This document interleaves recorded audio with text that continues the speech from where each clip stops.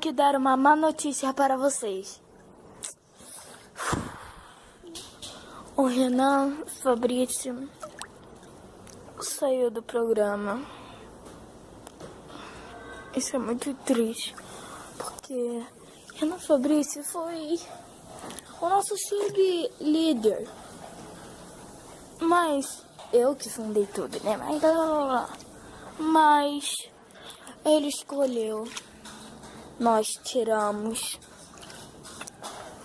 Tá bom? Mas não se esqueça de entrar no canal, curtirem o vídeo. Valeu, galera. Adeus, Renan Fabrício. Adeus.